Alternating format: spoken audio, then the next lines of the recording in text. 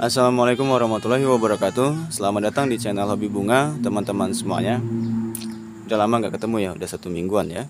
Kita nggak ketemu di video terbaru karena memang kemarin-kemarin tuh ada kegiatan di luar kota, sehingga nggak sempat bikin video ya. Bahkan agonema pun ditinggalkan di dalam ruangan, dalam rumah. Maka jadilah kayak gini, kayak gini ya. Jadi dia ini kalau ditinggalkan dalam ruangan, dia akan menguncup ke atas daunnya kayak gini. Gitu ya. Kemudian tangkainya akan memanjang karena ngejar cahaya matahari ya. Gitu. Tapi kalau agonema ini kalau ditinggalkan, nggak kita siram selama 1 mingguan bahkan 10 hari, itu di dalam ruangan nggak apa-apa ya. Nah, jadi nggak masalah. Kalau agonema, kalau yang lain mungkin nggak tahan dia. Kalau agonema tahan 10 hari tanpa disiram. Jadi kita siramnya di hari pertama, kemudian 10 hari berikutnya nggak kita siram dan kita tinggalkan dalam ruangan, nggak masalah. Oke, jadi langsung saja ke intinya. Inti video kita hari ini adalah kita akan membahas tentang hal-hal yang tidak boleh dilakukan pada perawatan akan agonema. Gitu. Tujuannya agar anakan tersebut cepat besarnya dan subur, gitu ya.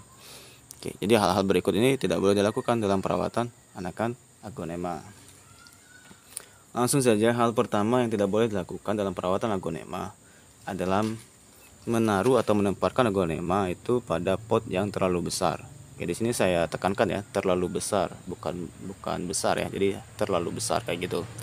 Karena kemarin ada yang bilang juga, ada yang komentar, "Bang, itu anakan susumnya itu nggak terlalu besar apa potnya?"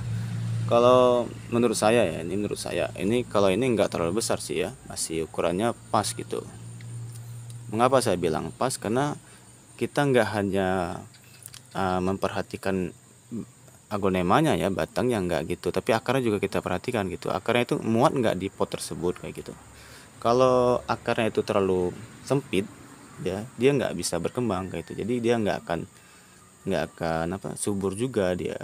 Gitu. Jadi potnya itu jangan kekecilan juga. Gini kan, ini memang tunasnya ini, kalau ukuran untuk tunasnya sih kebesaran ya potnya, tapi kalau lihat akarnya ini gondrong banyak gitu. Jadi kalau untuk akarnya pas gitu. Jadi kita juga harus memperhatikan akarnya ketika memilih pot yang pas gitu. Pas nggak akarnya di pot tersebut, gitu ya. Oke, itu yang pertama, pot. Yang kedua, anakan agonema ini harus rutin kita beri pupuk gitu. Nah di sini letak masalahnya. Jangan berikan pupuk daun itu dengan campuran yang aneh-aneh. Jadi cukup gunakan satu pupuk daun saja secara konsisten. Kebanyakan dari kita kan pengen cepat besar, jadi pakai pupuk daun yang A, 1 minggu kemudian nggak ada perkembangannya, ganti yang B. Terus 1 minggu lagi berikutnya nggak ada perkembangan, kita ganti lagi yang C. Nggak kayak gitu ya. Pupuk daun itu bukan tongkat ajaib kayak gitu. Jadi sekali pakai langsung kelihatan instan gitu hasilnya, nggak kayak gitu ya. Jadi pupuk daun itu dia ada prosesnya gitu ya. Apapun jenis pupuk daunnya tetap sama, semuanya bagus gitu. Yang penting konsisten pemakaiannya. Dan pupuk daun itu akan kelihatan hasilnya ketika daun mudanya itu udah keluar kayak gini. Kayak gini kan udah keluar kan daun mudanya, udah ngembang. Nah, ini kelihatan apakah cocok atau enggak gitu ya. Kalau ini kan berarti cocok, dia daunnya lebih besar, warnanya lebih cerah dan udah full merahnya kayak gitu. Artinya pupuk daunnya cocok. Jadi maka bisa kita teruskan. Gitu. Jadi jangan sering gonta-ganti pupuk daun, apalagi kalau sampai kita mix. Jadi pupuk daun A kita mix dengan pupuk daun B agar hasilnya lebih cepat besarnya.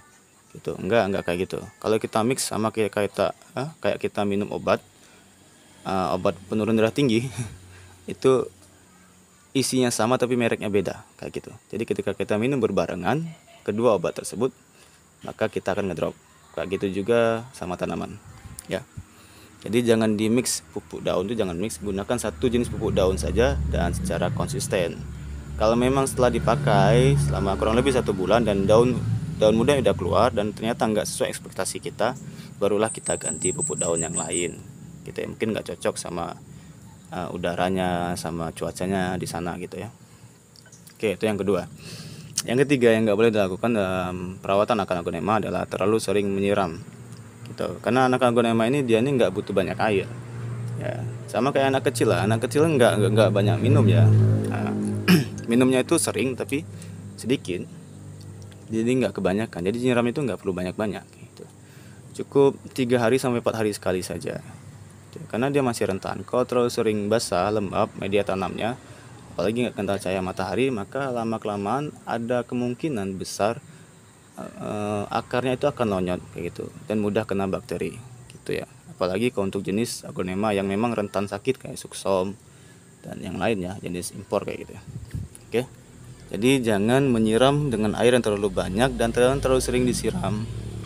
Cukup 3 hari sampai 4 hari sekali saja, tergantung daerah teman-teman semua gitu. Terutama daerah dingin kan dia penguapannya sedikit, jadi cukup 4 hari sekali saja.